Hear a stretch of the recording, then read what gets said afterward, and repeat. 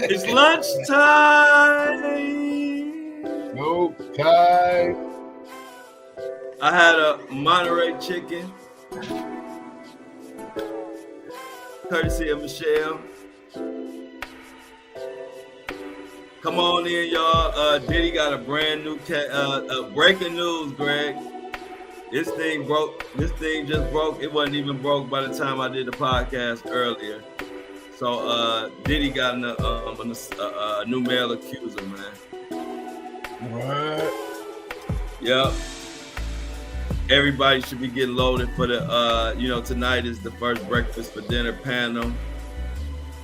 We'll get everything for that squared away. Let everybody come on in. Oh, Greg, you forgot to remind me to turn us on Facebook. See how hard that is to remember? As you can tell, yeah, because I totally forgot. Yeah, it's like once you think it's loaded, you be thinking like everything else. Now we public. That's crazy. It should just automatic. What's up, y'all? Mimi, I got her the link. I think we should have everybody on. Everybody should be on. We'll check when everybody get in here. We got G Money here. Your boy Flo. Yes, sir. Wendy allegedly signs papers today regarding guardianship.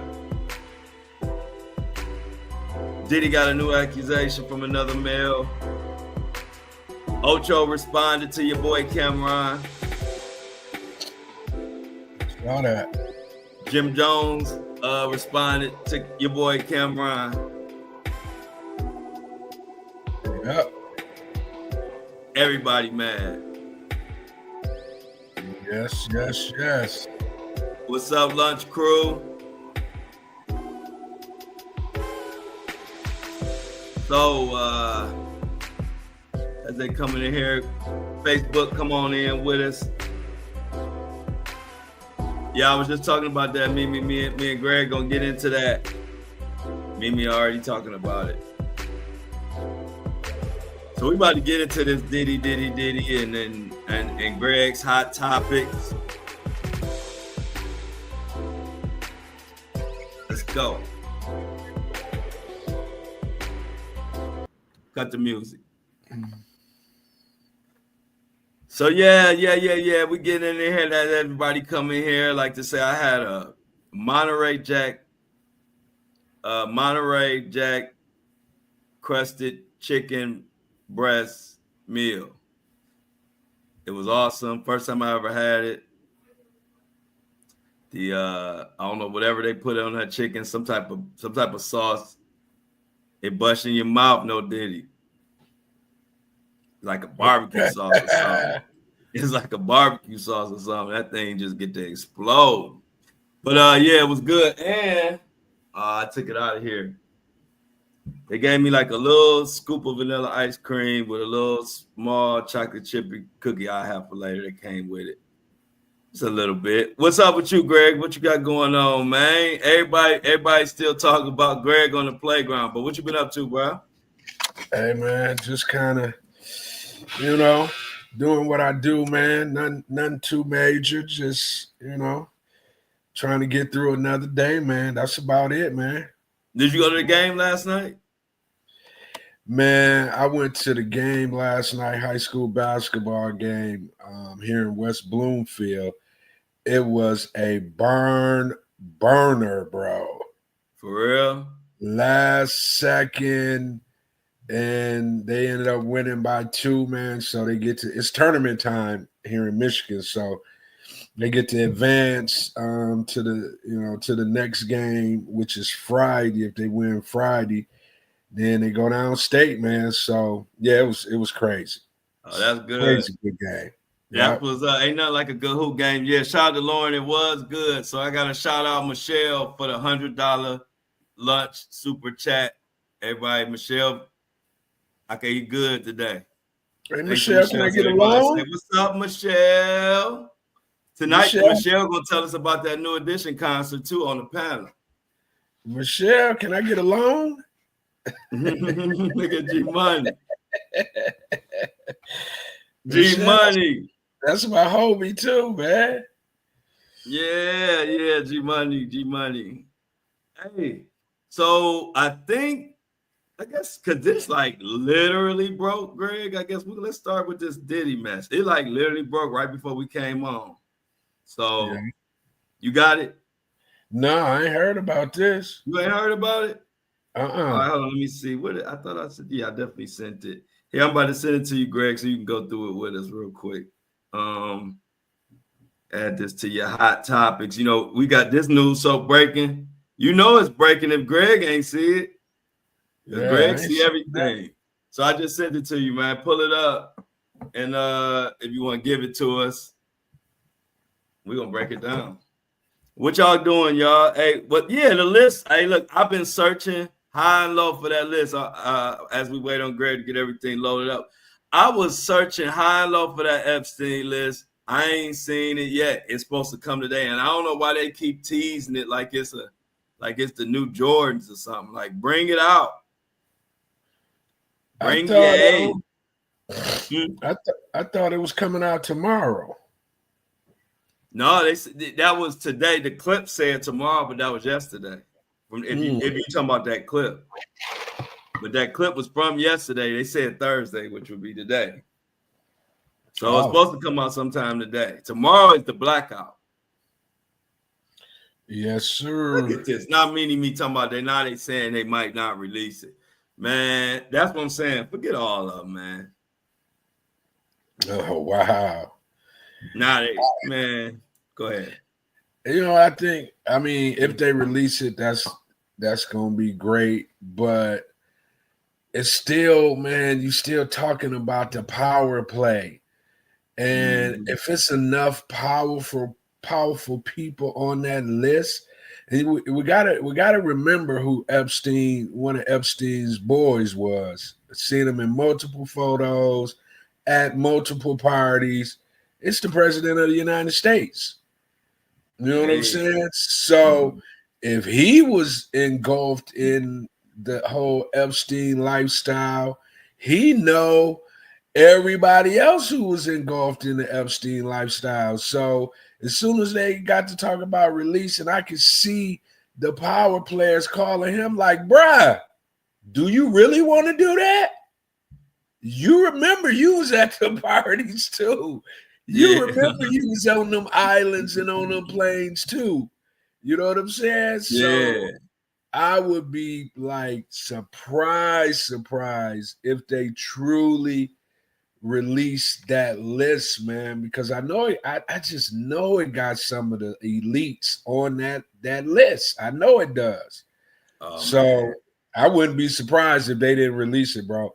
I could see them teasing people, making people think this, making people think that, but when it's time to put up and shut up, I think they might, tuck and run. That's what I'm thinking. They let me see the list. I'll put it out there.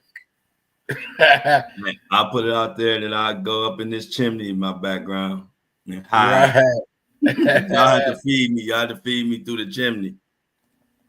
But you get the Diddy pulled up yet? Yeah, what you sent me, I don't know if it's it's it. You can go. It's on TMZ. If you know how to go to TMZ, you know how to go to TMZ. Yeah, let me see. It's just on TMZ for real. I just sent you like the Instagram link that take you to TMZ. All right, let me go on the bio here. We got to get Greg Dittler pulled up. Is it more information than you said what? Is Greg? It more information than what I'm reading right here? It's a full TMZ story. You know how to go to TMZ website? It's a full story. I don't know what you mean. Is it more than what you're reading? But it's like a typical, one of their full stories. Okay, I'm on Instagram. Oh, no, it's on TMZ, but that'll take you there, but you probably don't know how to get there. From there, probably. No, I don't know how to get there. It says link in bio. And then when I go to bio, I don't see no link. So I'm going to it. Hold on. So yeah, y'all, let's get into it. This is via TMZ, y'all. Diddy sued by male escort for alleged essay during a freak off. This is another male accuser. Like I said, this is new. And what is it saying? It is saying Diddy accused of let's say modernizing. I don't even know a word for that, but you know what I'm saying. A sex worker and threatened to Tupac him. And they claiming this guy got receipts. So let's get into it. Sean Diddy Combs is being sued yet again, this time by a man who claims he was hired to engage in a freak-off of sorts with a disgraced music mogul and a female companion. The sex worker, identified as a John Doe, also says Diddy threatened to harm him and made a reference to Pac, who was fatally shot in '96. John Doe says his nightmare began 2012 when he met Diddy through a male companion, through a male companion service that he worked for in Florida. So this was a male, it's like Grinder or something, I guess. He says he told Diddy he would travel to New York City to hook up with Diddy at the Intercontinental Hotel. When he entered the room, the man says he was met by Diddy and Diddy's female companion. I wonder in 2012, who that female companion was. Let's think about that. The escort says Diddy commanded him to give oral to the woman for hours while performing degrading sex acts on her. Similar to the freak-offs as defined by federal prosecutors in the criminal case against the Bad Boy Records CEO. In addition, they got so many pop-ups, bro. They trying to sell you $1 million. I don't want no fitness membership. Hold up, y'all. They they got to hit you with 1,000 pop-ups. Okay, so I'm back. He says he told Diddy that he would travel to New York to hook up with Diddy at the Intercontinental Hotel. Diddy, y'all notice, I believe, this is in New York. So the Intercontinental Hotel, he said when he entered the room, the man says he was met by Diddy and Diddy's female companion. The escort says Diddy commanded him to give and then moved on. He gave oral to the. So the escort says Diddy rubbed him with a bottle of water and baby oil rubbed on his body, causing him to lose control. Baby oil bandit. He says Diddy followed him into the bathroom and itemized. He says Diddy then said, if I can get Pac hit, what the F do you think can happen to you? The man claims he said he would keep his mouth shut about the essay. Diddy's legal team says this is no matter how many lawsuits are filed, all of them are false. It won't change the fact that Mr. Combs has never essayed or trafficked anyone. Diddy's lawyers continue to say we live in a world where anyone can file a lawsuit for any reason. Mr. Combs is confident he will prevail in court. Greg, what you think? Man, I'm going to be honest with you, bro. I get it. People can tell they truth whenever they, get enough courage to do so. But I'm just ready for the trial, bro. I'm just ready for the trial so we can get this over with, man. And we can stop having these kind of conversations about Diddy. No Diddy. Nobody likes to be talking about this, in the terms in which, the victims are saying these horrible things have happened to them, bro. I don't like reading what you just or hearing what you just read about anybody ever. You know what I'm saying? Mhm. That's crazy, bro. Like, and it's the same MO. You know, ain't nobody just continuously saying the same thing about what happened to them, and there's no, smoke where there's fire. So I'm just ready to like literally hear what really happened based off of the real evidence that I know this prosecution has, and then he get to meet his fate. But it's horrible. I feel sorry for anybody if at this point I guess all this stuff is allegedly. But if anybody had to go through any of this, man, this is the kind of stuff, if it happens to you, it pretty much ruins your life forever. Ain't no coming back from it. You can get counseling and this and that, but at the end of the day, if these horrible things have happened to grown men, and not taking anything away from the ladies, of course, but if you was a man and these types of things have happened to you, how do you come back from it, bro? Just tell me, how do you come back from it? You can't. You can't. You can't. So I feel sorry. I feel sorry for the alleged victims. And I just hope that justice prevails at the end of the day. That's the only thing I can really, say about all these situations. I just hope justice prevails because, man, these are a lot of lives that's been ruined. A lot.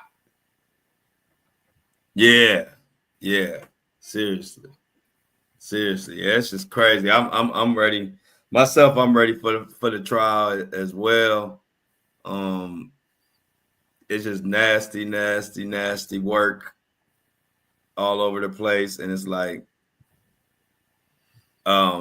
you get drains. I imagine everybody is drained in this situation on all sides, the victims, the people working these cases and everything. And it's just like, but I tell you one thing, when they drop this enterprise letter, that's gonna be a little, hey, look, that's gonna shake different, that's gonna hit a little different.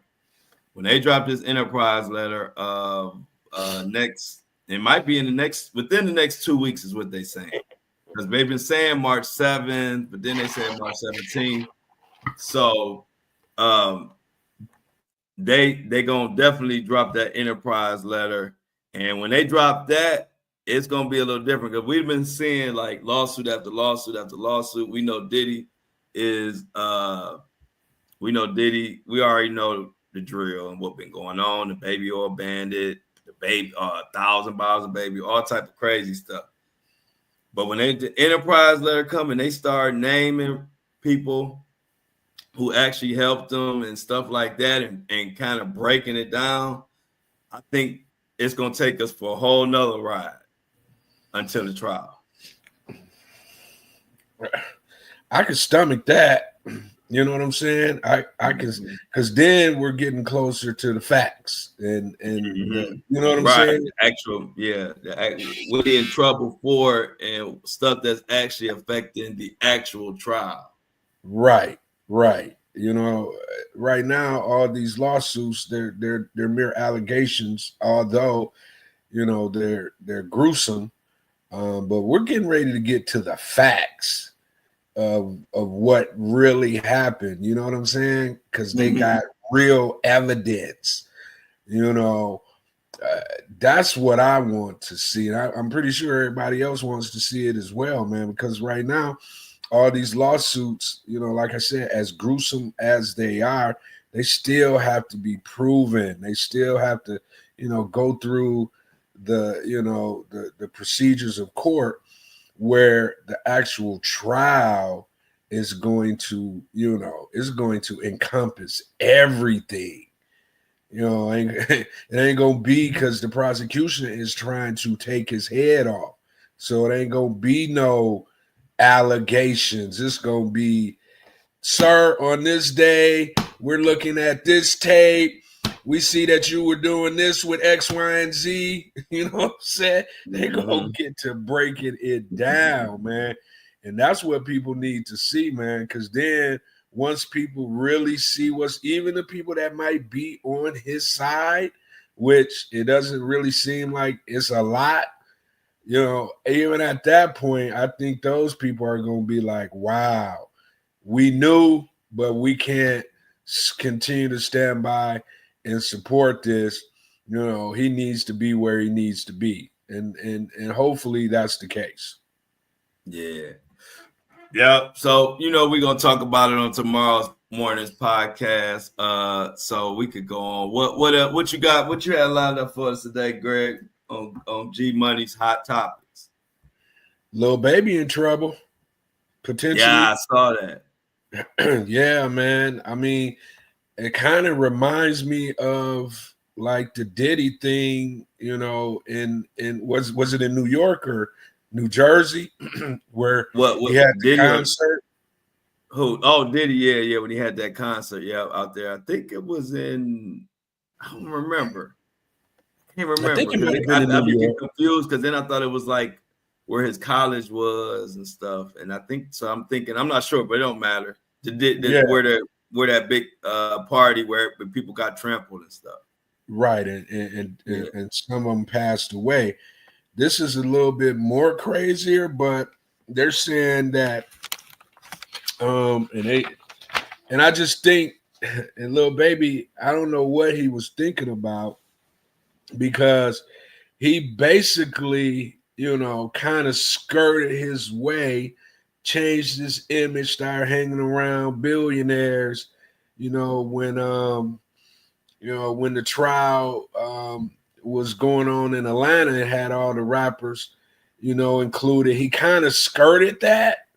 The Young Thug trial, because some people was kind of saying that, you know, he was in that mix too. But you saw, next thing you know, Lil Baby hanging out with, you know, billionaires and at the slash almost Diddy parties, the Rick Rubin parties. Not Rick Rubin, but my bad, Rick Rubin, the legend. Rick Rubin, the producer. Right. But the owner of the Sixers, when he was, you know, he have his parties now. So I thought Lil Baby would, you know, just kind of make music and live his life. But as the reports say, Lil Baby blamed by the Atlanta Police Department for the death of two 13-year-old boys because of his cowardly actions of allegedly shooting a music video in a rival gang neighborhood.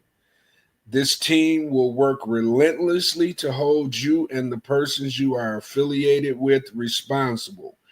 Wednesday, authorities held a press conference updating the public of the progress of the case, stemming from an incident of July 2024. Oh, wow, this happened a while back. Jacody Davis and Layman Freeman were outside, of Freeman's home celebrating his birthday when shots were fired. In addition to both boys being hit, Davis' 11-year-old brother was shot as well. After being in critical condition, he was the only one of the three to make it. Now police say they have arrested 7 people: Quinte Sanders, Richard Hollis, Reginald Thomas, Dakotan Mobley, Marcus Crawford, Trandon Crawford, and Ali Carwell. Atlanta Police Major Ralph Woolfolk said that the overall theme of this case is grown men playing gangster that left 2 of our children in graves and a community in fear. We also pivoted to a Atlanta-based rapper that they're blaming for igniting several gang-related incidents, all due to a music video being shot in a rival gang stronghold, according to WSB TV. Police records show that Lil Baby is the rapper being referred to as shooting took place during his video shoot in May of 2024. That particular incident left 3 men with injuries. Police noted that days afterwards, there were a string of gang-related shootings and homicides that are potentially connected, as they're blaming Lil Baby for starting a gang war. That said that a call from a high-ranking member of a gang opposing Lil Baby's resulted in the shooting of the kids. They vowed to hold Lil Baby and all involved responsible. Man, it sounds like they sent Lil Baby up for a RICO. Mm-hmm. That's what That I would have was about sounded to to me. say. It sounds like that he already on the chopping block. It sounds Yes. like he's next. Because I don't know if this says it in those reports, but do they say anything about who actually did it or what happened to them? They got like what, 7 people have been arrested for, the killing of the 2 young kids. Mm-hmm. So I guess they're locked up right now, going through the process. And you know what happens when you get 11 locked up and you got you Start want to talking. go right, you want to go after the big dog. You go get the 11 first and get them in the box, and then they get to saying what they say. And I'm pretty sure they're not trying to get XYZ gang member. They trying to get the big dog, Lil Baby. So Mm-hmm. they probably in there snitching as we speak. Yeah, because I agree. Because the way that chief standing on all 10 of them toes and calling out Lil Baby is definitely has to be something more than he just was shooting this video there. As far as they're concerned, ain't no way they would be yelling Lil Baby's name and having all these whatever press conferences or whatever. And just because he shot his video in a rival gang neighborhood, it's something more to it. They just saying that because that's part of it, but they know some information, of course, that we don't know, and I think it's something like either something was going on and Baby might have said, handle that or whatever, not even because sometimes you can say something and not mean, take it that far, and then people could take it farther. So I'm just getting a sense that them guys, the people that got arrested, must be throwing around Lil Baby's name, and somehow they pointing to him, and it's more than just he shot his video there. This whole police department ain't going after Lil Baby, just because just because he shot his video there, and that's all they hold him accountable for. Yeah, this about to heat up. Well, I mean, it's already heating up. They're doing a press conference almost a year later. You know what I'm saying? So it's something going on. They're not just police, especially this ain't just a regular police office. This the big dogs in the police department. So for them to come on live TV and say the things that they said about Lil Baby, pretty much saying he think he a gangster. They're not doing that because Lil Baby got a little power, especially in Atlanta. He be loved. You know what I'm saying? So they're not just going to pull that card without them having some behind the scene ammunition to, take a shot at Lil Baby. Now, if they successful, because they can't really say he took a shot at anybody because he was doing the actual video. But once again, if he is a part of an organization, they are all about these RICO charges, especially in Atlanta. He should know better. He just seen it live and direct for years. You know what I'm saying? And just being honest, why would you shoot a video on the right? You too old, and you I don't know why you doing that anyway. And so what happens is whatever they got going on, you still looking dumb by even shooting a video in a rival gang area and all that. Like once you make it, you ain't you if you still out here trying to prove how tough you is or prove you can be in a neighborhood, grow up, man. It ain't worth it. It ain't worth it. It could be many things. He could be involved. He could not really be involved, and it could be people in there telling what little things they know because they trying to help their murder case out. It's just so many ways that you can just get screwed. You could get screwed because you actually doing wrong, and you can get screwed just because you put yourself in the wrong place, the wrong time, and people want to scream your name. So with all those outcomes, man, I believe in just standing. Once you don't have to be in the mud, stay out of the mud. And then you got to think about this too. You know, when you Lil Baby, he kind of, you know, hit the ground running, right? He became an instant star. Everybody loved Lil Baby. And then probably for like the last 2 years, he cooled all the way off. Everybody was, you know, kind of, you know, looking at his pen a little differently. They pretty much were saying his style pretty much sounds the same. You know, you had DJ academics all over the, you know, internet talking about how Lil Baby then fell off. He can't make raps. He can't rap no more. So it's almost like right around that time, Lil Baby was kind of in a slump.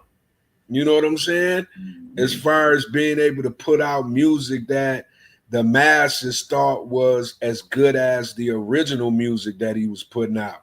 You know, so sometimes when you know, you have all that quick, you know, fame and success, and then all of a sudden you look around and it ain't like that anymore.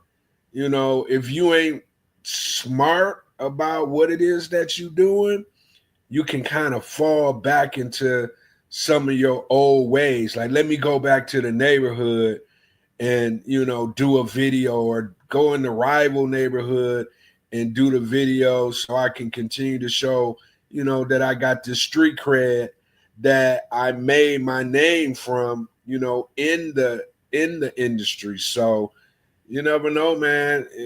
When that success starts to flee, you know, these cats can do some things out of the norm, and they look up, you know, their whole life is over with, man. So, you know, hopefully, you know, everybody gets justice in whatever happened. But yeah, Lil Baby, I think you might be on the clock, bro. Yeah, because we seeing it too much. Once they start messing with you, they going all the way. We seeing that now. Like we've seen it too many times in the last 4 years. It's like they give you a little smoke, and before you know it, you fully in the grease, frying. Next thing you know, like we could be looking at this as next thing we know, hey, we could be hearing Lil Baby indicted for RICO. Yeah. I mean, because they already been on his head. Start talking. Yeah, and now you got 7 individuals. You know, that's the same thing, you know, that Young Thug ran into. You know, he wasn't involved in nothing directly. You know what I'm saying? But once they, you know, lined everybody up and started saying 30 to life, you know, life, what you gonna do? You know who we really want. You know who really is the big dog here. Are you gonna give them up, or are you gonna be away from your family, you know, until you're an old man? You make a decision. Right. You know what I'm saying? and you know how it be. They be like, man, little baby ain't really done nothing for me in the first place. You know what I'm saying? Let me get to telling what I really know. And then he lined up, and his little fortune is pretty much starting to go out the window because he got to pay top-notch attorneys to represent him to try to get him out of trouble, when all he had to do was just stay his little ass out of the areas that he know he shouldn't be in anyway. That don't make no sense, man. It's That makes crazy. no sense. And now and then we got to go back to these 13-year-old, these small children. They say he was 13 years old for about 20 minutes. That's crazy. And then he was out of here. I mean, that's just like, man, and you can't, it must be, the parents must have some kind of, cachet, because this happened a year ago. And when you got a 13-year-old that's been passed away, how do you let that go as a parent? Dang, you right about that. You right about that. Them families is not going for it, obviously. That's how. That is a good point, Greg. The fact that this a year later and they going this hard, that means them families putting pressure on them. Exactly. They definitely are, because they'll sweep some. If you let them, they'll sweep some under the rug. Yeah. Right. Right. Nah. Yeah. This. Stay tuned. That's all I'm gonna say. Stay tuned. Yeah, I think it's gonna get a little messy in Atlanta. Well, anyway, man, like you said earlier, is it gonna be a year of beefs? We got Ocho that responded back. You got what's his name? Responding to, I seen him on the Breakfast Club this morning. Jim Jones talking about he ready to get in the ring with Cameron becoming the new 50. Right. Cameron got so much beef out there. Yeah. Ocho, he got everybody beef, but who you want to talk about first? Ocho? Yeah, Ocho pretty much told Cam to pull up. You know where I'm at. You know where I'll be at. As a matter of fact, I'll be in Miami on Wednesday at this restaurant. I was like, Ocho, he ain't trying to duck no smoke. You know what I'm saying? I'm trying to find what Ocho said. Yeah, man. Ocho wasn't playing around. He was Listen, like, can you hear this, Greg? Tell me if y'all can hear this. Some stuff to say. Nah, not really. And thinking about some stuff that was brought up 2 years ago when I said, Cam, you my man, and I'm coming for your spot. I'm not sure how that's taking its hate when all you have to do is understand. We can't really hear it. You can't hear it? As the state. That's Ocho. Matter of fact, Ocho's response. No, go ahead, Greg. You said you couldn't hear it, so never mind. Yeah, Ocho basically was like, he thought, he was what Cam spoke about. Ocho said that he thought that when he was, talking to Cam back in the day, it was more so him giving him, praise about, being in that on that platform and doing as well as he was doing. He was like, he didn't know that he took it personally. He said, I thought I was giving him praise. He was like, and then he was like, as far as him telling Cam to get with his people, when Cam asked him to be on the show, Ocho was like, I tell everybody to get with my people. I don't do any of that. He was like, and then he referenced Shannon. It was like, Shannon, who did I tell you when we were talking to get with? And Shannon was like, whoever his people is, his manager or whatnot, and then after that,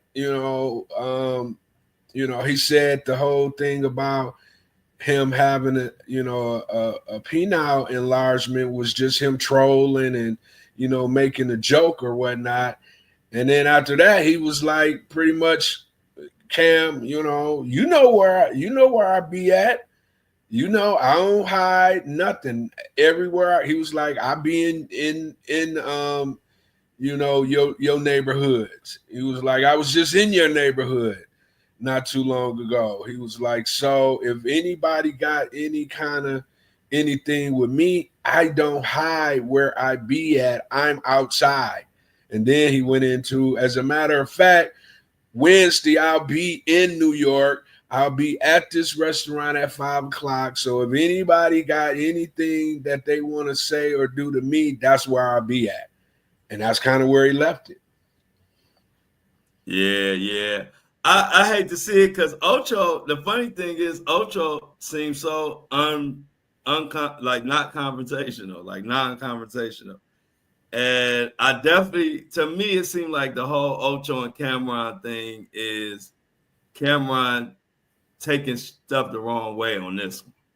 Because the things that he mad about, one of the things Cameron said, he said that Ocho said he was going to take his spot. And then Ocho said, I showed him love even before I said that. And when I said it, it was in a way, it's like friendly competition, not no disrespect. And when I went back and listened to what he said, I wouldn't have got offended by Ocho saying I'm gonna take your spot. He was saying like you done came in this game and you doing it. It's really like a shout out for real. Okay, so that's one. I'm with Ocho on that one. And then he said that Cameron said he got mad when he reached out to Ocho about doing the show with Cameron and them instead of doing the show. Well, before he decided to do the show with Shannon, he said he got mad at Ocho because Ocho told him to reach out to his agent or whatever. I think his name Jerome or something. And Cameron took that as disrespect. And then Ocho said he asked Shannon right live on the air, when you hit me up about doing the show, what did I say? He said hit your people up Jerome. He said, yeah, because they handle that. He said, I just don't handle none of that. And that's another thing I can feel Ocho on. And these are two of some of the main things that Cameron talked about. So on this one, I think Cameron wrong. And then in the Cameron Jim Jones one, I think Jim Jones wrong. But in this particular one, I'm with Ocho on this one because just those two reasons alone, and those came out of Cameron's mouth. So if you mad for those two reasons, you just looking like an angry soul on that to me. Because I'm trying to find some real good reason for you to be going off like like I'll just call it for what it is. I'm trying to find some good reasons for you going off and going crazy like that. And I don't see him. I see Cameron remind me of the type of trolls that be looking to try to start something with me. Like, bro, you just searching for something. And I see it on. Think you done froze up, big dog? It's the Wi-Fi. Right. The Wi-Fi bad today. Nothing I can do about it. Right. So, and then on top of that, man, you got to be careful. You don't see, that's the thing about it. Everybody in their brain, for whatever reason, be thinking they super tough because they may have, had some situations where they ended up coming out on the top end of the situation. But man, you don't know. Chad don't come. He does be kind of nonchalant and not really, any kind of mess when it comes to mano. But man, he from Liberty City, and Flo just went down. But yeah, Liberty City is not a place, for you to be just picking on people from there. They grow up fighters. So, I don't know. I think everybody, they're all grown men.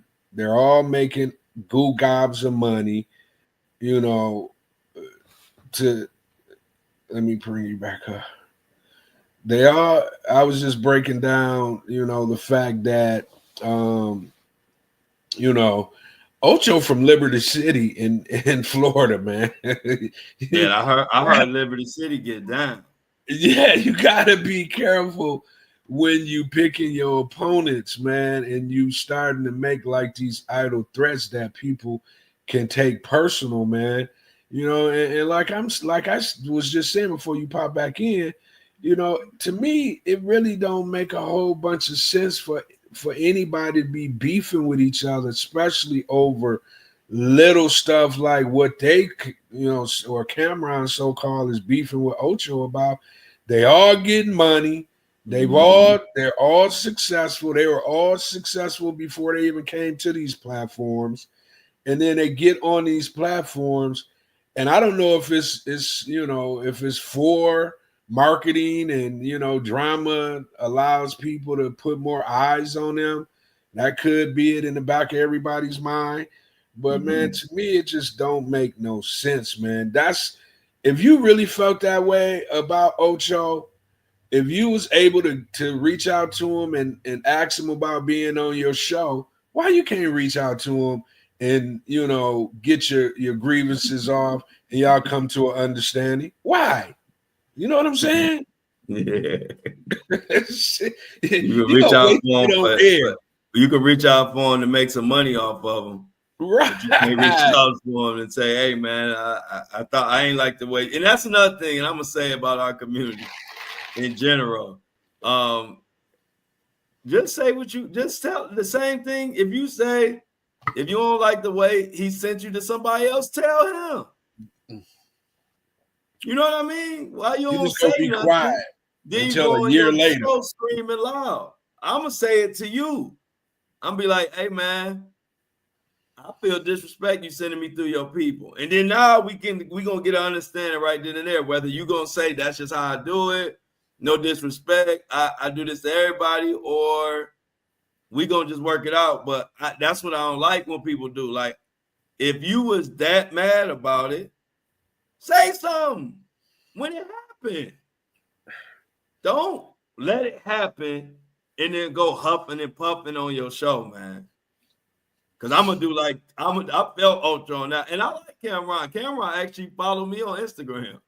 He might not be following me for long, but he followed me on Instagram. I like Cameron, and most of the time I'm with Cameron. I'm just not with him on this one. Yeah, I feel Most the of the same way. time, that's why I'm surprised. Cause not to cut you off, but Cameron normally he on the right side of his beats most of the time. Yeah.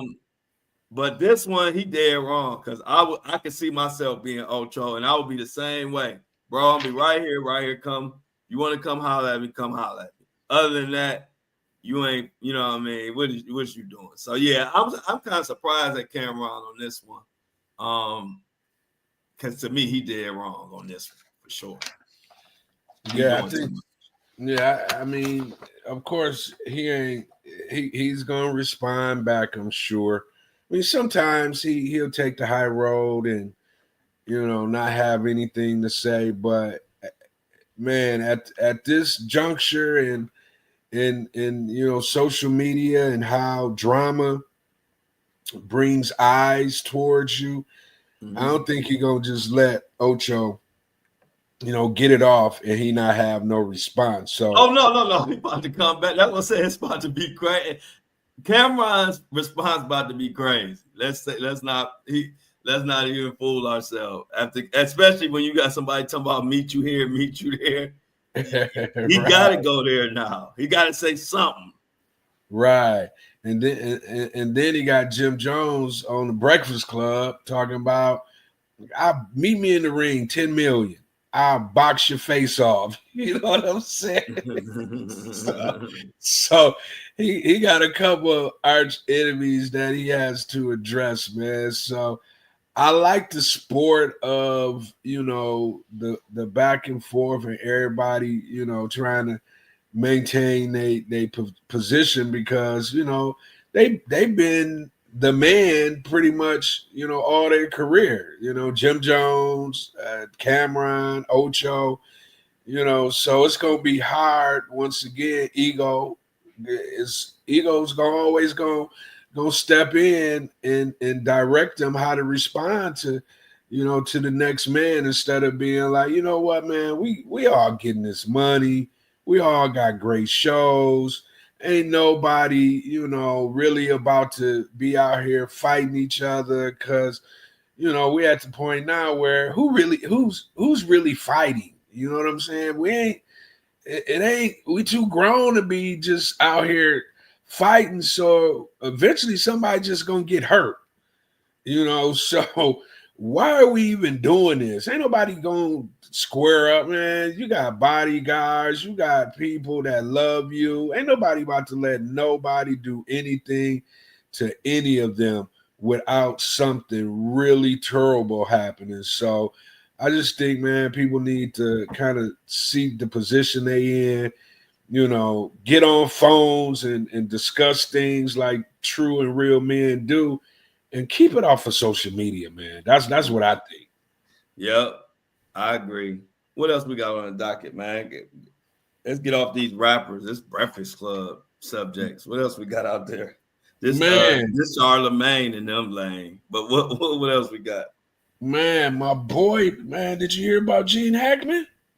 Yeah, we talked about that earlier. They saying, and we actually was talking about it like right when it broke. Mini Me, I think. If it was a Mini Me, I think brought it to the chat. Yeah, man, that just, man, I love me some Gene Hackman, man. Legendary Hollywood actor Gene Hackman has been found dead alongside his wife Betsy Arquilla in Santa Fe, New Mexico. Santa Fe County Police discovered the body of the two-time Oscar winner. I did not know Gene Hackman was 95 years old, bro. Yeah, I didn't know that till today. You know what I'm saying? And he was like in his 70s. Yeah, man. And his wife was 63, and he'd been with her for 34 years. And I didn't quite. Did the dog pass away too? Everybody, yep. I think everybody in the house. Oh wow, bro. That's why they're thinking it's carbon monoxide. Yeah, man. You know what's crazy? I seen something. I don't know if it was in the comments or something, but they was trying to say that Gene Hackman might have been on the Epstein list. Oh wow. Yeah, that's kind of what they was, kind of trying to allege. But yeah, man, I love me some Gene Hackman, man. He one of the all-time greatest actors to ever do it. I haven't seen greatest. Not to cut you, I want to ask you this before I forget. Greatest Gene Hackman movie to you that you like? Man, it's so. I mean, I like him in. Let me pull up Gene Hackman because I ain't really. I mean, when I see it, well, I know. Hey, look, I know you don't remember off top. He's 95 years old. The movie's back. I know. I know it wasn't a movie he did last year. I mean, even back with the Supermans, he was in the original Supermans. One that I really love was Behind Enemy Lines. Did you see that one? Behind Enemy Lines, yeah. Yeah, and my all-time favorite Gene Hackman movie was Crimson Tide, bro. Oh man, what year did that come out? 95. Let me tell you about Crimson Tide since you brought it up. All right, so in 95, I was working. I was a little kid working at my uncle's. My uncle had a business. He did video. He rented out video. It was like Blockbuster. It was Blockbuster. My uncle was renting movies he had a store. He had stores renting movies before Blockbusters. Blockbusters came and knocked them out. But anyway, so I used to work there. I was about, I don't know how old I was. I had to be about 13, something like that in that range. And so I used to be up there. We rented movies, right? And Crimson Tide was rented. It was always out. Every time somebody came to get it, it would be, you know what I mean? I was out. It never stayed in. That's how popular people love that movie. But the funny thing about working at my uncle's, it made me think of this because Christmas, when you said that, it just made me think about when I used to work there. And so he had a room. Soon, like when you come into the store, into the video rental place, it was a room to the right, like it was about the size of a walk-in closet, but it was shut off, and it was corn movies in there. Mm-hmm. So that was for the adult entertainment, and they used to rent that, right? Right. So the slick people that always knew like Crimson Tide was out, it would be these certain little perverted, like, oh man, that would come in there, and like I was a little kid, I'd be at the register, and they always would come because like you could go in the corn room as soon as you walk in the store and just go in there. But people didn't want to do that, especially certain people. So they would always slowly walk up to the counter to talk to me, and then they would say, "Is Crimson Tide in?" And I already know they about to go to the corn room, right? And so I'd be like, "Oh no, it's out," and they'd be like, "All right, thanks." And then they would turn and go into the corn room and be in there looking at movies for about 4 hours. They come out with their tickets. And so, like, you pull the ticket for what movie you want, man, they come out with a handful of tickets. And as a kid, you know, everything's silly and funny when you're a kid. So I used to be cracking up every time. It was the same routine. It'd be another perverted man. You know you can already tell who was going in the corner room when they walk in. They all kind of look like Jeffrey Dahmer, right? So they come walking in, they looking around, they looking at the regular movies, then they come up to the register. Hey, y'all got Crimson Tide? I'll be like, no, it's out, man. He'd be like, okay, young fella, I'll be right back. Then they'll walk and he'll go into that corn room. And look, they used to be in there so long, you forget that they in there. You scare you when they come popping out because you be at the counter, you know, doing whatever, right? You know, whatever. And you be like, oh, shoot, I forgot you was in there, you old pervert.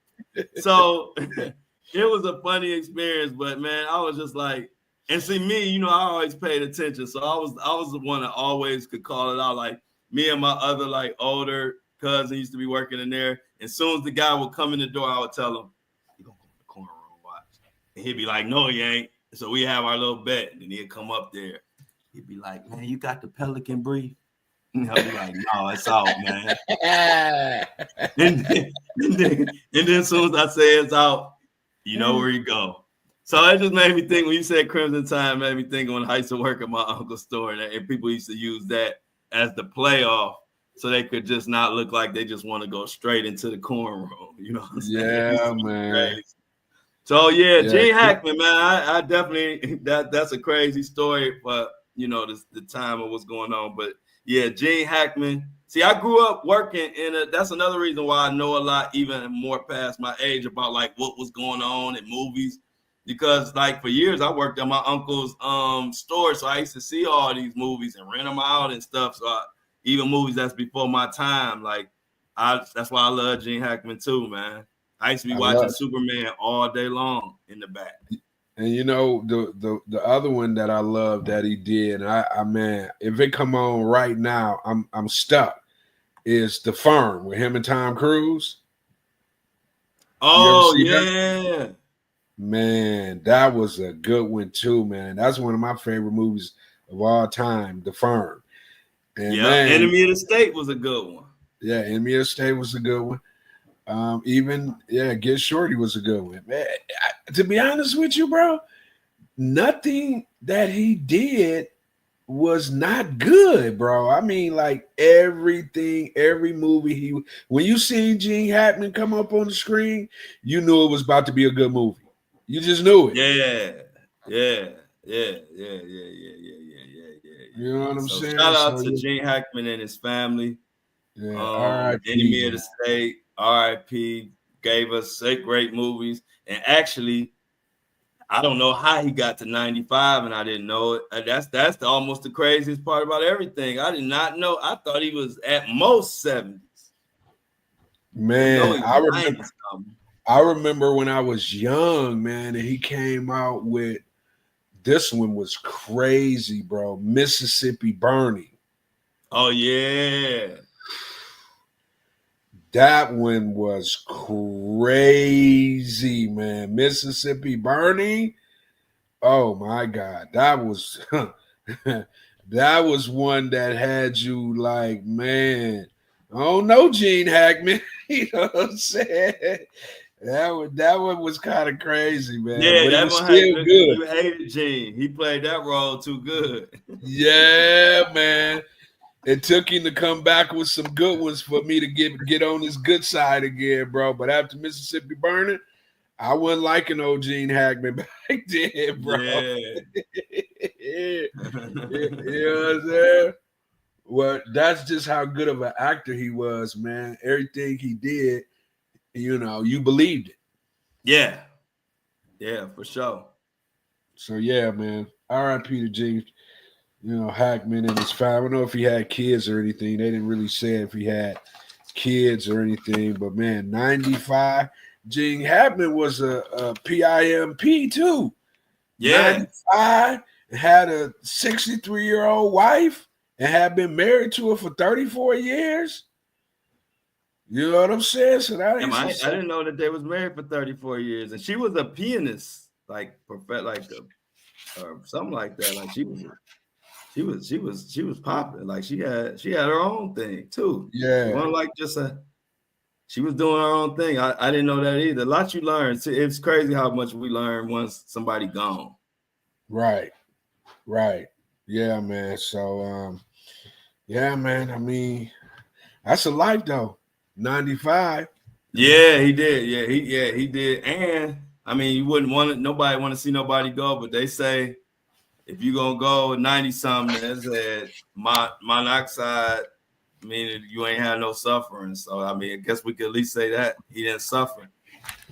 I remember when I lived in DC, my next door neighbor, he was an older gentleman. Like when I moved into my house, actually it was my first house that I had ever bought.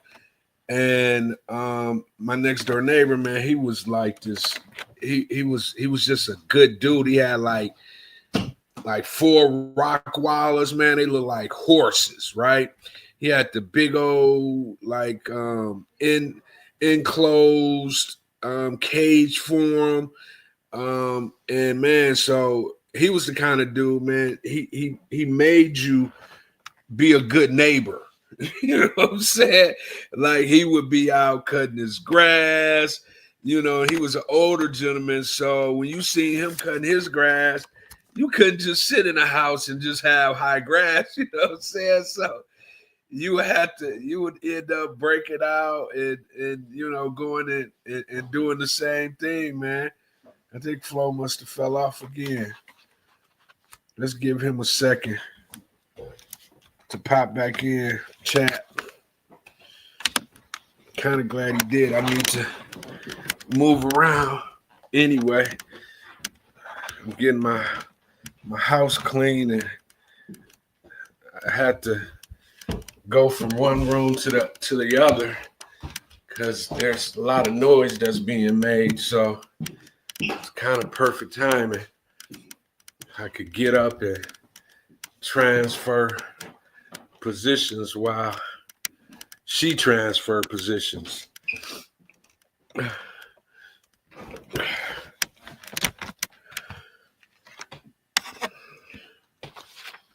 All right, so that's Gene Hackman. What do you guys think about Gayle King and Katy Perry going to space with Jeff Bezos' rocket company? I didn't even know Jeff Bezos had a rocket company. That was new information to me when I seen that.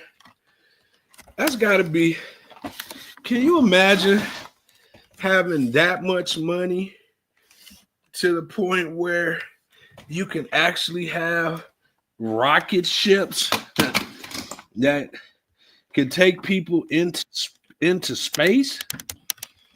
All right, I think we got flow back. Yeah, there you go. Man, we were just talking. So I was when I was talking before you got off. The guy that lived next door to me, like I said, he was an older gentleman. Kept his cars clean.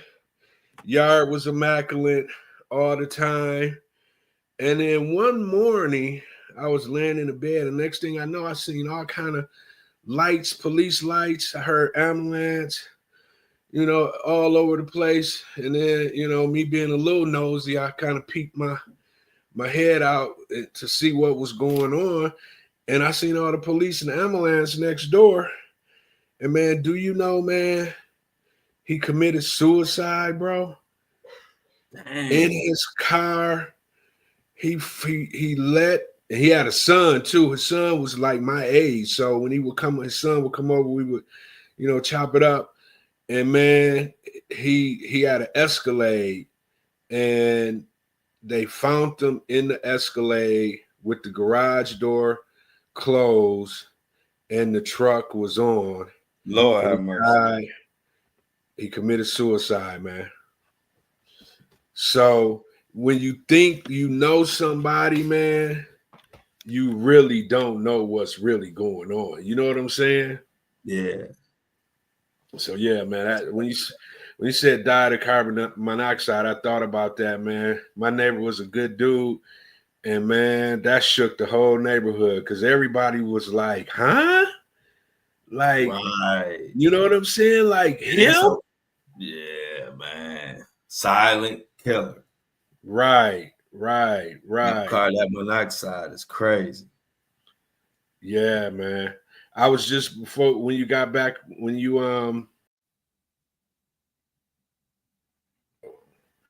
left and came back, we was talking about Gayle King and Katy Perry. What's going on with Gayle King and Katy Perry?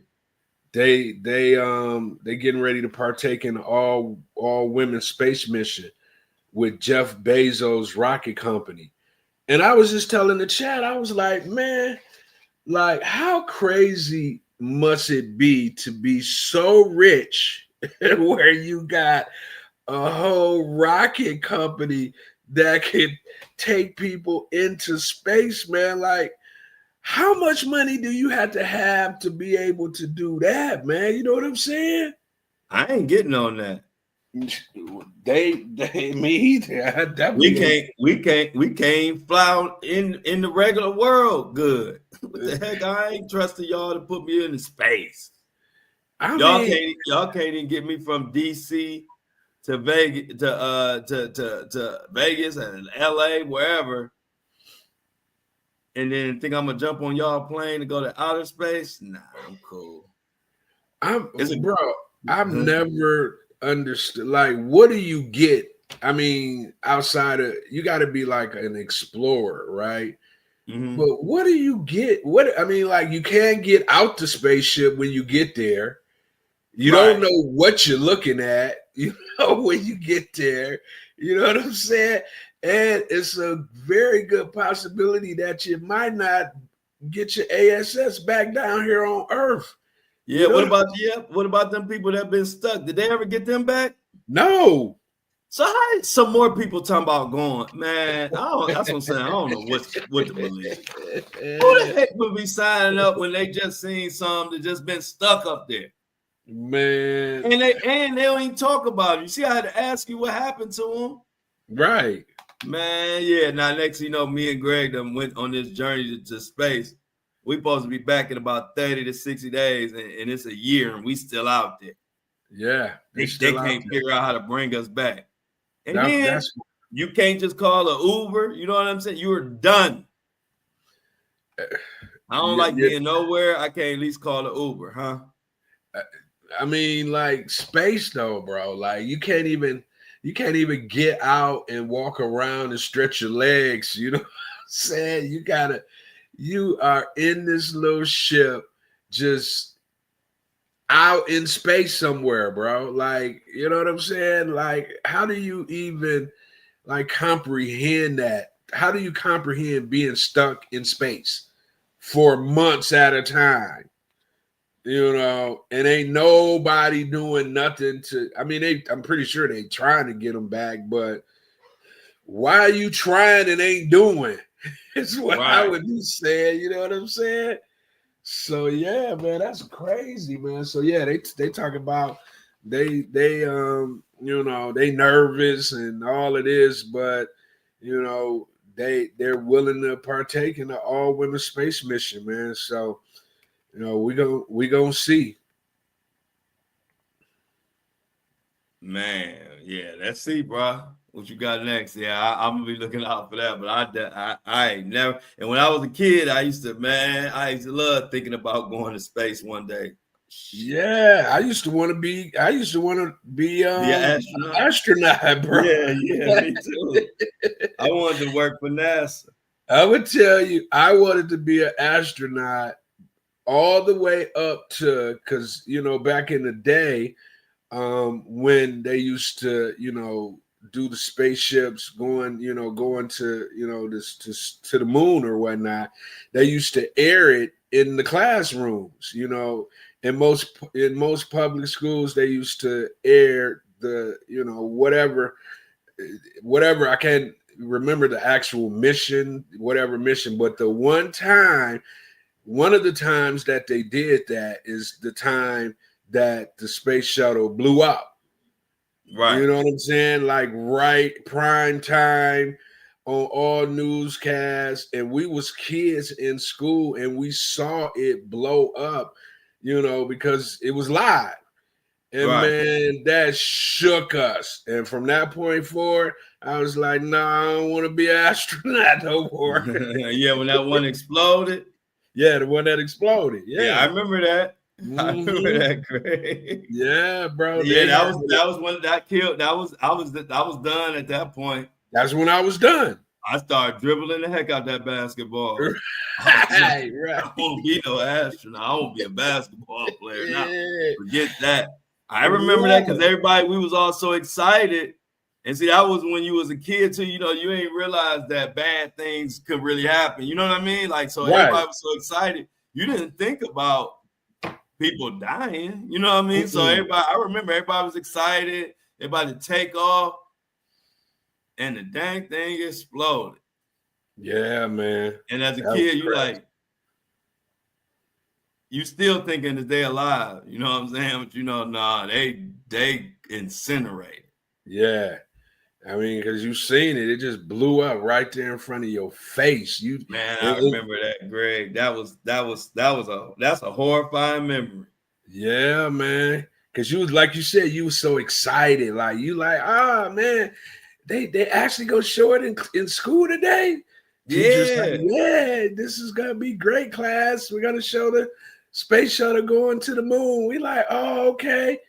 Man, we all sitting there. I mean, we was traumatized in the class. Yeah. Hey, look, you notice they ain't did that too many times since. No, That was a bad idea. that was a bad idea, bro. They traumatized millions of kids that day. Yes, bro. It got me. That was for sure. I was like, man, you know. And then after they hurry, I just can remember my teacher just running to the TV to cut it off. You know what I'm saying? Hey, Felix said he saw that. Dad, if you was around for that I don't care if you was 3 years old, 2 years old, you remember that. I go back to 3 and maybe 2, but I know I go back to 3 years old as far as what I can remember. Right. Yeah, I go back to 2, but 3 for sure. But yeah, if you was 2, 3 years old, you remember that. Like it was that crazy. Yeah, it was crazy, bro. You remember the picture of the for some reason I remember a white woman being on there. I can remember her picture and her face. And you got to remember, it was like one of the first With some black people on it. Yeah, it was the first time, bro. I remember that. I remember that. So, you know, we was all pumped up about that. You know, that kind of made it real. Like, man, I guess I can be an astronaut. Yeah. You know what I'm saying? Yeah. And them thing got exploded. Exploded, man. That was crazy. Look at Shauna said she said her dad picked her up from school early because he was worried about how traumatized they were. Yeah, that was a real time. And guess what? Nobody really talk about that. You know what I'm saying? And that was like history. Like we all, if you was around, you remember that day. Yeah. Cause that was probably for us, because we know our parents had already seen a lot. But for us, that was a wake-up call, like as far as the first time when you had no clue that anything bad could happen like that. And you just so excited. You weren't even thinking about, oh, I hope everybody make it safe. You know what I mean? You weren't even thinking that. You was ready to watch them go to wherever the hell they was going. And it went from sugar to boo-boo in like seconds. Man. And you know what else they used to do back in the day in school? I don't know if you remember this, but we used to have to do the drills because we thought it was going to be a nuclear war. See, I wasn't in school yet, but that was during. I know exactly what you're talking about. That was that during the. That wasn't during the Cold. Was it a Cold War going on at that time, or that was after that? It was after. It was because the Cold War was way back. But then, that was it? What crisis was that? Was it Russia or China? What was the nuclear? It was with Russia. Russia. And, yeah. Okay, I remember. And at the time, Kennedy and Cuba was beefing. Right. Cuban Missile Crisis. Yes, Cuban Missile Crisis. So at that point, man, they had us doing all kind of drills, man. I was scared, man. I don't know what, they had you all on the desk. You know, it was an actual drill. You had to put your head between your legs. Man, we was doing that drill like on a regular basis because really people thought we were getting ready to go to war. You know, right. Man, bro. And what's crazy, like years later when you become an adult and you watch certain documentaries, we didn't really realize how close we really was. It was almost a nuclear war. Like, if Kennedy didn't maneuver and do what he did, to stop it, man, it was right there. It was about to be a nuclear war, and they was prepping us. In hindsight, you like putting our head between our legs. How was that going to help us from being, just wiped off the earth, with a nuclear war, you know what I'm saying? But we wasn't as knowledgeable about, what was going to actually happen if it was a nuclear war. So they was just doing their best to kind of try to prepare us. But I remember them drills, man. Them drills was crazy. Yeah, them drills was crazy. I don't even know if they do as many drills as we did back in the day. I don't know. I couldn't tell you, but yeah, drills were serious back today. But see, I was one of those students. I like anything that got us out that classroom or got us into something that wasn't dealing with listening to them teachers talk. So I like those drills. I used to I used to have my head tucked like crazy. Like, please, let's just stay like this. I don't want to go back up there talking about no social studies and all that. I used to love the drills. Fire drills, tornado drills. I used to love me some fire drills now. Them fire drills, boy. Whew. Fire drills was the one. Because you all outside, it take forever because everybody in the school outside, you out there playing, it's like a party. Yeah, we know, Greg. Nah, I was chilling, man, on fire. We know it was like a party. Nah. Yeah, it was like a party though, man, because everybody would leave the school. So, you're right. You just got to see so and so. I wish I could be reincarnated and just turn into a fly and just follow you around in school, Greg, when you was in elementary school. I'm telling you, I would buzz and fly around everywhere and just watch you and be laughing, cracking up. And what was crazy, like I was the student government president my 6th grade year, bro. And before that was after the scandal. Was that before or after the scandal? No, this was that happened when I was in like the 3rd or 4th grade. The playground. Okay, so after the scandal, after the scandal, back strong. Because hey, look, that's a good story. You got to tell them you pulled your thing out and got reprimanded and you had to apologize and became the student council president. Listen, bro. Come on, man. That's motivation. Where I lived at, see, 3rd or 4th grade, we had units, right? I don't know if y'all had them in Cleveland, where it wasn't, our classrooms wasn't in like the main building. You didn't get to the main building until you got to the 5th grade. So 5th and 6th, well, 4th, 5th, and 6th. So I had to be in the 3rd grade on the playground. So when you got to 4th, 5th, and 6th, you went to the big building. Gotcha. 1st, 2nd, and 3rd, you was in these little units, right? Mm-hmm. So when I got to the big school, playing basketball, all that, and then come 6th, my boy, we used to do some crazy stuff, bro. This is what we used to do, and I almost got another belt to ASS because of this too. When we, this is so crazy what I'm about to tell you. So when we liked a girl, right, we would actually get married to her. Mm-hmm. This is about to be crazy what I'm about to tell you. So you would be like, okay, everybody would like go, because we had like these baseball diamonds out, on the playground area for the big school, the big building, right?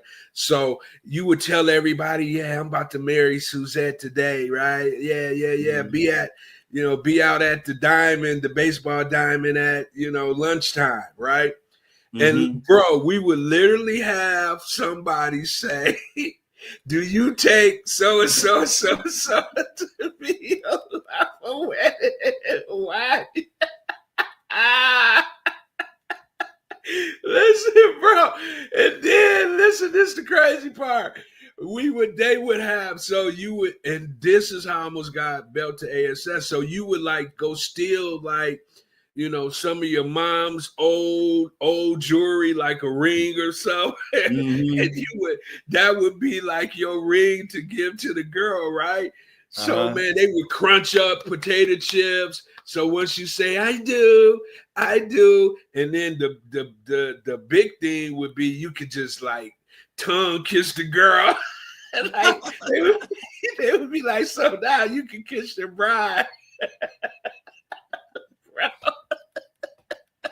Y'all was wild. And y'all did all that just to tongue kiss, for real. Bro. All the other stuff was just fluff. Yes, it was all about the tongue kiss. It was the tongue, and it would be like a big tongue kiss. You would be like,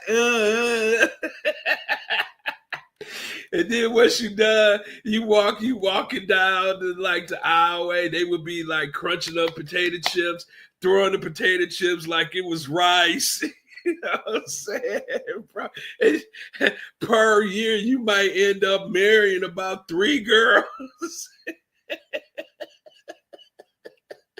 Yo, you was wild, Greg.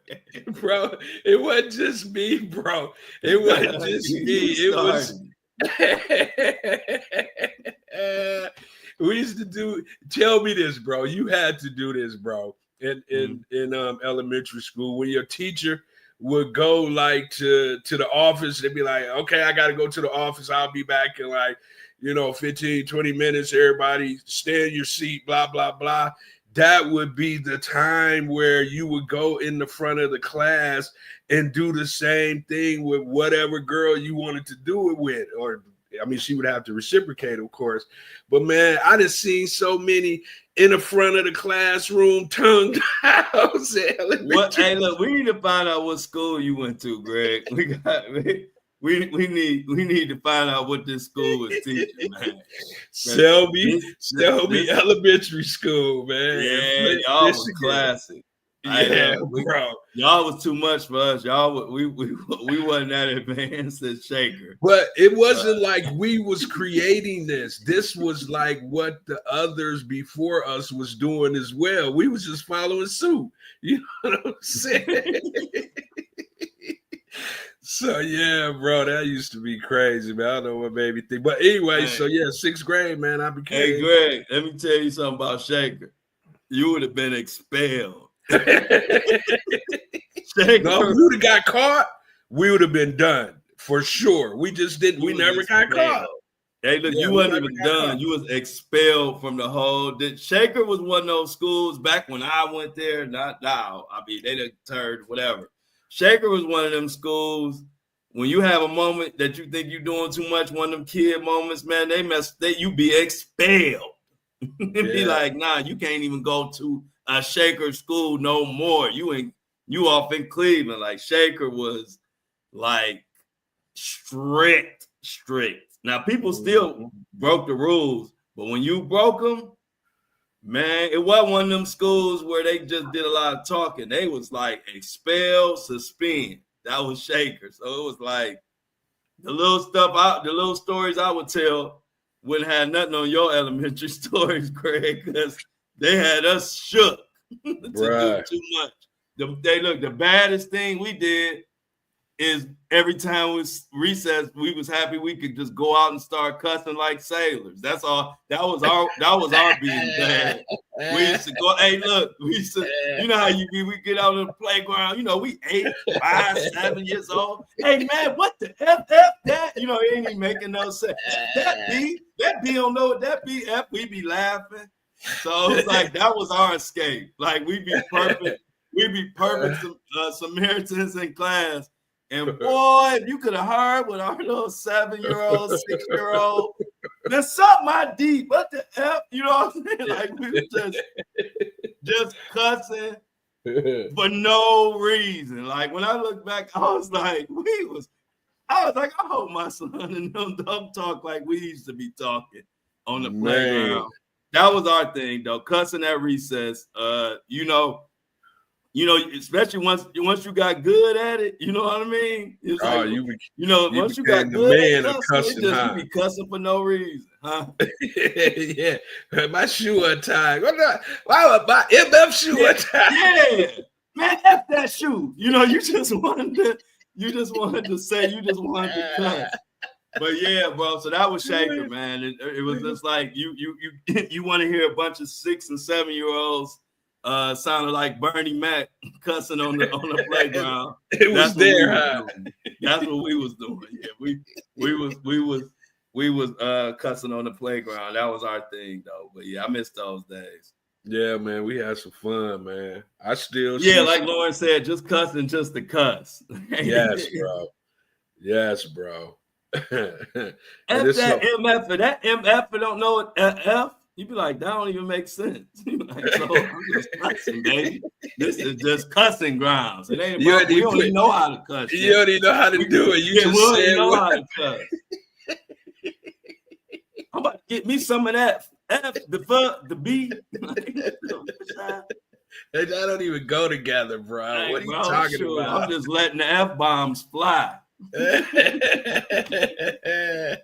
Man, those was the good old days. And then we be having a nerve to be that. Hey, look, that's the cycle. Then we had a nerve to be on our kids' back. Like we didn't do nothing. Right, bro. We all know. I can speak for all of us when I say our kids ain't half as toxic and bad as we were. No, I know that for a fact. That's why, man. I just once like like in the beginning of my kids, I would be a little hard on them, but as they became able to kind of understand, I would be thinking about stuff like that. Like, man, I can't go too hard on them because I was doing way worse. Right. And I be telling my sons too, like, man, if y'all can, man, chill out because y'all don't even, man, stop it. You can't. First of all, stop trying to, get things past me. I didn't see everything. I did everything. So don't even try it. You know what I'm saying? Yeah, we was a menace. Hey, look, yes, cutting through everybody. Hey, look, and we was in the suburbs. It'd be about 7, 10, 15 of us walking to school, man. We cutting through everybody's yard. Walking, stomping through flowers.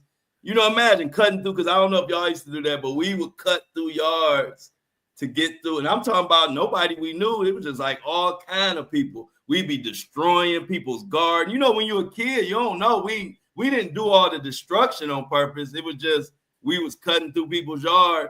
And then I remember one time this one man was waiting for us. We come hopping over the fence. He called the police on us.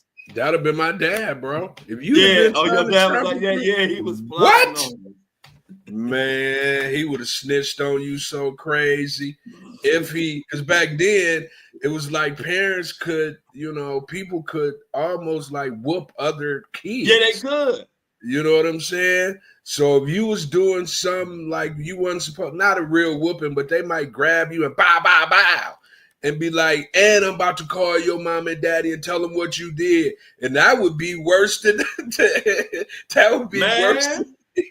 Hold on, I'm about to mess you up, Greg. I'm old enough where I caught the very, very, very, very tail end of when your principal could whoop you. Oh. I think it was when I was in kindergarten or first grade. I think that was when they got around that time. But I remember going in the office. I was in first grade and I was at a new school and I wanted to go talk to a principal. Talk to the principal. And it was a boy in front of me. He was looking all crazy, like he was nervous. Like I didn't know what was going on. I'm at a new school, so you paying attention to everything. So he go back there. He had to talk to the principal, right? Right. So when they shut the door, he was like, I heard the principal, Johnny, I heard da-da-da-da. And he was like, da-da-da-da. And all I heard was, wham, wham, wham. I was like, what? They still whooping kids. So I ain't ended up talking to the principal. I went back to the class because I just was about to talk about like something regular. But I was like, you know what? I ain't never seen nobody get whooped. And they had a special, I'm telling you, no joke. They had a special paddle that had holes in it so it could cut through that wind. And then that was like right the year that they outlawed it everywhere. But it was still schools that was doing it. And I'm like, if you don't remember those days, they used to whoop, the principal could whoop you. Listen, back in the day. Let me tell you something right here, right now. See, I'm a little bit older than you, so hey, look. Now we got Diamond worried. See, Greg, we got Diamond worried about the two boys because you done heard these stories. See, Greg, I know. Hey, Diamond, that's what we saying. Our kids ain't half as bad as what we was. That's why we be talking shit to our kids, but we know that they all much better off than us. So your boys, I'm sure your boys are innocent. They're the paddles. See? Listen, bro. I ain't the only old fart. Hey, look, I ain't the only old fart in this group. Let me tell you. Let me tell you, bro. That's exactly what it's called. Go ahead, Greg. So, like I said, I'm a little bit older than you. So I was there for the whole paddling. That was what was going on. And it wasn't just the principal. It was the teachers too, bro. See, I ain't know. And it was so off the chain, like the teachers had got all into it. They would have like names for their paddles. They would have them taped up. Man, my math teacher have them on display. Listen, bro, my math teacher was a golfer back in the day, right? I didn't even know about golf at the time. So He was a known golfer. He was probably like 6'6". Bro, he had this paddle. And back then, you would be in the classroom and they would take you out in the hallway and they had different things. Put your hands up against the wall. Put both of your hands up against the wall. And you would hear cacao. And you would be in the classroom. See, like, do that noise again, Greg. Huh? Man. And that's how you know somebody really been around paddling. Because you ain't never heard, like, it didn't even sound like the belt your mama and them use. Nah. This paddle sound like wham, wham. Yeah. Like, it was crazy. Yeah, it was crazy, bro. It was crazy. I said, man, I got to talk to this principal about nothing. And, man, we had like a male principal. We had a female principal and a male vice principal. Of course, our female principal, she wasn't doing those. And they wasn't even called paddling. They called it was called swatting. You got to go get swatted. That was the name for it. They didn't call it paddling. Swatting. They would be like, come on out in this hallway. You want to act crazy in the classroom? Come on out here and get the SWAT. And you might get, depending on the teacher, you might get 1, you might get 2, but I rarely seen somebody go out in the hallway and come back in the classroom without tears in their eyes. Bro, it was crazy. I'm like, how are y'all allowing them to do this to us? Yeah, well, hey, it worked though, bro. It did. It worked. What they missing now, bro. You had bad kids. You was scared of. Look, my grandma, my great grandma, she was from the era where you had to go get your own switch. Right. They call it a switch too. You had to get your own switch from outside. And guess what? Don't let you come back with a switch that don't work good for grandma. Now you getting 2 whoopings. Grandma seen one time, great grandma was whooping one of my uncles. And he came back with he thought he was smart. He came back with a switch from out. They used to go out in the yard and pick like a stick. That's what they call a switch. It'd be like a stick or something that's good for hitting. So he tried to get one that didn't have a good that wasn't solid. So Granny was whoop. He said, and you gonna come? She said, you gonna come bring me this braggedy whip? Don't give me another one. So she wore him out again. I said, hey, look, when all the grandkids and you looking at that, man, you folding your clothes, you making your bed, you listening. And it only took one. It wasn't like they had to whoop you all day and long. It'd be one person get whooped. That whooping would reverberate for like a good 6 months. Good 6 months, you ain't had to whoop nobody else. Bro. And I remember all of that. You better get a good sturdy. You had to not only pick your punishment weapon, but you had to make sure it was a good one. You be coming back like, here, Granny, this is a good one. You know what I mean? To whoop me with, like, you want to make sure you got Granny some nice equipment, or that was your behind. Yes, bro. I remember, bro. See, luckily for me, I was the only child. My parents, they really wasn't. I mean, it was just belt to ASS with me. But like my neighbors and cousins, it wasn't just switches. Not this how crazy the people I guess I was around. They didn't just get one switch. They would go so crazy. They would make them bring in like 3 switches or 3 branches, and they would braid them and then whoop you with the braided switch. That's next level. Yes, bro. And not only that, see, it wasn't just switches for whatever. These people were literally abusing their kids. They would do the extension cords too, bro. Oh, yeah, that's that era. Now, extension cords, you taking somebody to jail for that. Oh, my God, bro. When they say go get the extension cord, now, I can say this. I ain't never seen nobody in my world get whooped by extension cord, but I have seen people say go get it. Because usually you don't never have to use the extension cord. It's just like, boy, don't make me get that extension cord. And I don't care what thoughts you had. It's gone. Yeah. That extension cord is cruel. Extension cord is what made them bring out 696 kids. Because them extension cords leave welts. You know what I mean? Like that's what made them come with 696 kids, because they was like, all right, now y'all use extension cords and we got to put some type of laws out now. Right. But no, I remember the extension cord, and then like you said, it was always belt to A for you. That's why I said my great grandmother, because that was their era. Your era and my era was belt. It wasn't about all that other stuff. It was just belt, or if it was a man, it was just his hand. Like he would whip your butt with his hand. It was belt in hand. We didn't have all those weapons and stuff. That was the era before us that did that. Yeah, I remember, man, my mom was so off the chain, man. Like, I was spoiled and I knew it. So I used to act out sometimes, going to the malls and, we'd be out shopping or whatever. Man, bro, I done got so many. Have you ever just been slapped in your mouth in front of you in a store? You talk, why can't? Man, I done been slapped in the face, in the mouth, bro. I done been hit in stomachs.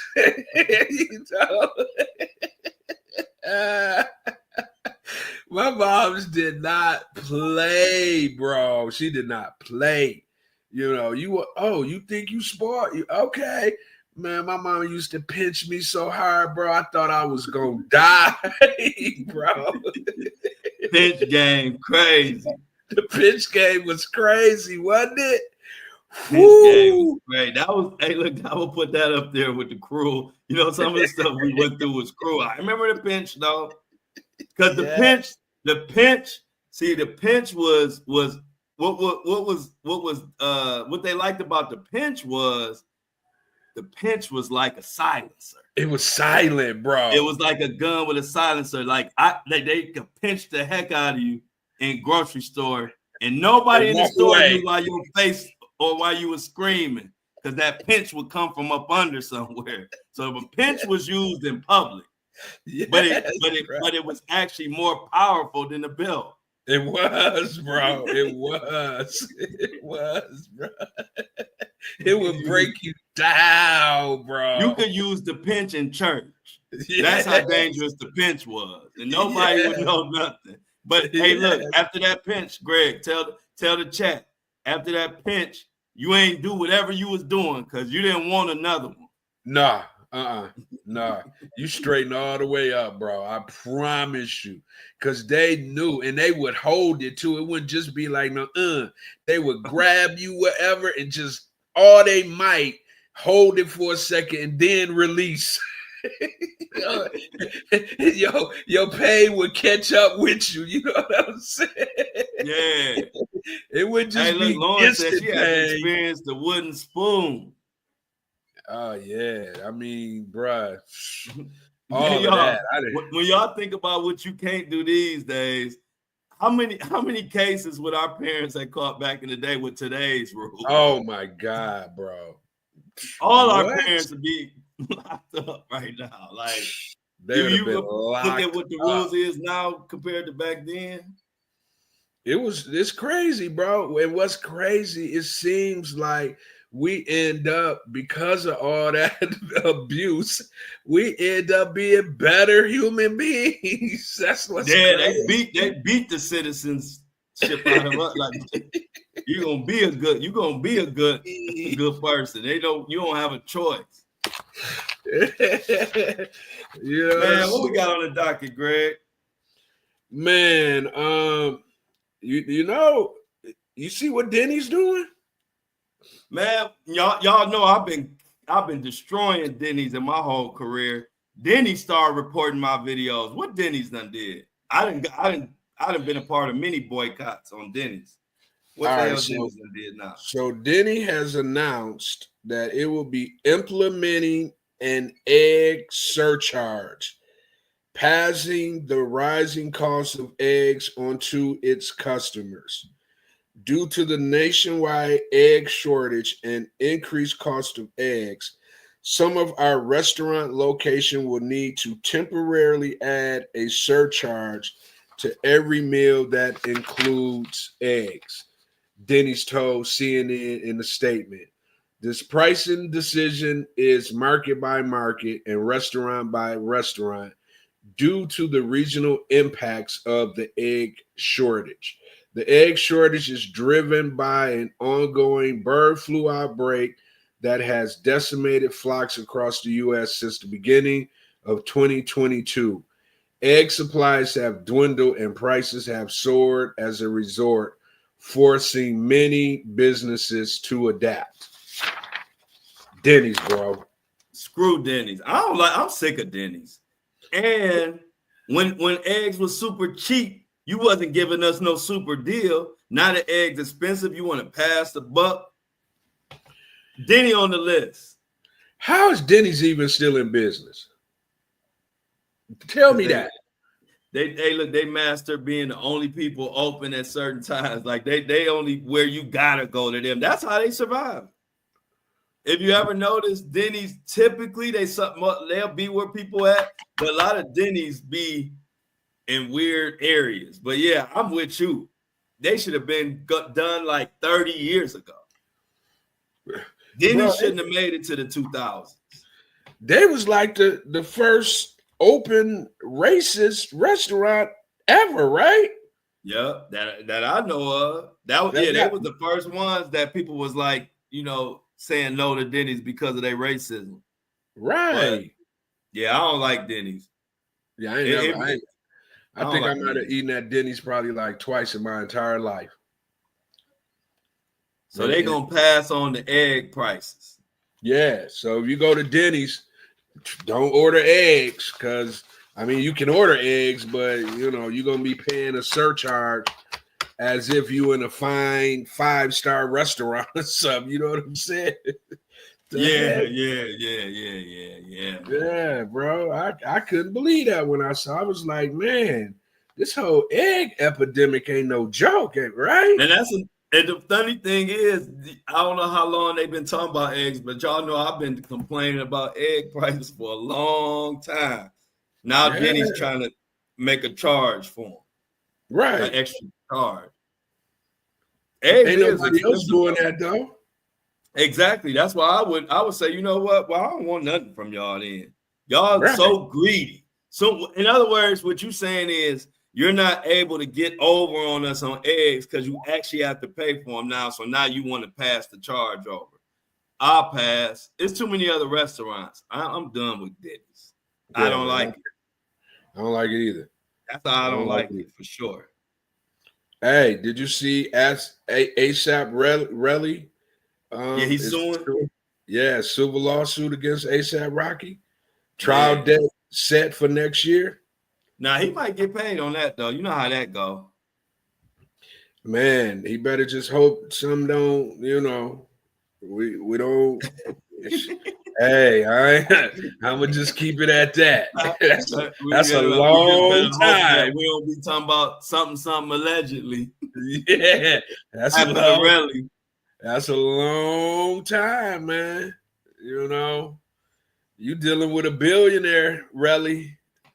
The spouse of a billionaire, so a free billionaire at that. Yeah, you better. You better go try to figure out how to get some money somewhere else. Yeah, for real. I don't get this, man. This is his boy too, right? They kind of grew up together. Yeah. Started this group, the whole ASAP, group together. And this is what it ends up being at the end of the day. You're no longer friends. You see one of your friends that's did majorly good for themselves instead of being a component and a cheerleader of that. You trying to figure out ways to get some of his money that he didn't work hard for. That's crazy. Yeah. And I hate that. I'm with you on that. That's why I said, unless something happened to him, but he might get paid only for the simple fact that sometimes once a person done got out and moved on, they don't even sweat the civil as much. I don't know. I ain't gonna speak for how ASAP Rocky gonna handle it, but normally if you got some type of case, he might have it. I mean, I wouldn't do it, and he might not get nothing. But I've seen so many of these cases where they don't get the conviction they're looking for in the criminal trial. But you know, the civil is, what is it, 50%? Like, ain't it like a little more than 50% guilty? You know what I mean? It's not beyond a reasonable doubt. Right. It's a different level of how they measure guilt or innocence. So it don't even still don't necessarily mean he's guilty. It just mean that it's 51% chance that he was guilty or something like that. So I don't know. But yeah, he just trying, he doing like the Diddy legal team, trying to throw whatever he can and see what sticks. But he ain't. The bottom line is, when you take that route, you lose in the end no matter what. Right. No, you lose in the end no matter what. Yeah, you know, you barely can even, you know, you almost got to get a face change. Yeah, you got to get a face change. Your lawyer gonna take, hey, look, your lawyer gonna take half of it. Taxes gonna take the other half. Right. I mean, you know, half of it. And you're gonna get enough money to blow and show somebody that you back, and then you broke within 30 days, and now the whole world hates you. Yeah. And you back broke, and now what? Yeah, man, it's crazy, bro. So yeah, man, you see your boy Floyd all on the business channels, taunting and big upping the president, talking about he's the best president we ever had. Floyd, man. Yeah, I saw that. Floyd trying to stay, you better in the calm news. down, bro. Yeah, Floyd is trying to stay in the news. And the thing about Floyd is he sometimes don't know. I ain't gonna even say what to say, but sometimes he'll say something. I'm to be surprised. I'm surprised Floyd ain't said something to piss everybody off enough to really go hard yet. Like, because Floyd, and I ain't even saying he would do it on purpose, but just he will say whatever for real. And so, to be honest, I'm surprised he done went this long without really, you know, saying, like, literally saying the wrong thing, and he getting close. Yeah, people turn on him, because I'm talking, when I say he getting close, I'm saying the people who support Floyd, some of the stuff he's saying and doing ain't what his foundational supporters is about. So we'll see. And I think he kind of, you know, he's starting to almost become irrelevant. Mm-hmm. You know, he doesn't have the same spotlight that he had when he was the actual champ, right? And even then, you know, people still was like, man, you know, bro, okay, you rich, you know, do we gotta just see everything, bro? Like, right. You know, we get it, you know, but for the sake of, you know, him being able to, you know, show that he had wealth out, I mean, it was good to see. You know what I'm saying? It was definitely good to see, but you know, after a certain period of time, man, like you say, you know, when he started doing these, you know, fights with, you know, this he couldn't just be a champ and just go sit down somewhere. Right. You know, he's doing these exhibitions and, you know, this country, that country. It started to feel a little, you know, I ain't like it, bro. I don't want my champ to be running around doing exhibitions after you didn't had a flawless record, man. You can sit down, bro. Yeah. Unless you need to do that because you know your money ain't right, then I understand it. But you know, Floyd better be careful, bro. He got too many. He got too many skeletons. You know, I'm pretty sure in his closet where, he needs to tread lightly. You know, and I know he ain't. So I'm assuming something big is about to happen in that world. You know, here at some point. I don't know what, but it sounds like he's heading in that direction. I think you need to straighten them out, Greg. We're gonna do the Floyd Mayweather G Money exhibition, man. What we talking? Put it on pay-per-view for like a cool $1 million. Nah, that ain't enough. That ain't enough? Nah, that ain't enough. How much? Dang, Greg, how much you need to step in there with Floyd, man? Man, give me a little bit more than the M, because you know M is really like 500. You know what I'm saying? Somewhere up in there. And you're gonna have to need some new ribs. Yeah, I mean, I go in there for like 2.5. Okay, 2.5. And how much in the chat? How much in the chat would y'all need to get an exhibition with Floyd? Now I'm gonna tell you one thing. When he throw a hook, because you know he a professional, and so you ain't really never been around a professional just throwing like for real. When he throw a hook, it sounds like that paddle, and I don't know how he do it, but that paddle we was talking about the principals and teachers had. You know how to make that whoop? Right. When he playing around and throwing hooks, it'd be like whoop, whoop. I'll be like, dang. I wonder what that feel like when it connects to your stomach. Yeah. Hey, look, you know, I keep it real. I was like, hey, look, that's the one thing I used to be tripping out on. I'm like, okay, those are professional punches. They cut through the wind like paddles. Okay.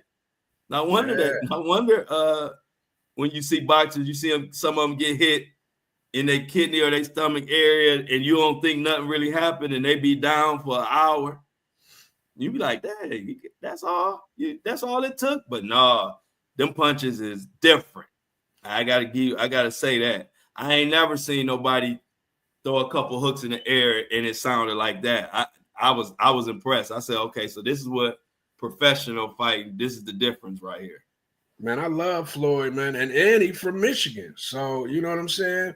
Floyd was as far as boxing is concerned, you know, he's the best, one of the best boxers I've ever seen in my life. You know what I'm saying? Who your top 5, Greg?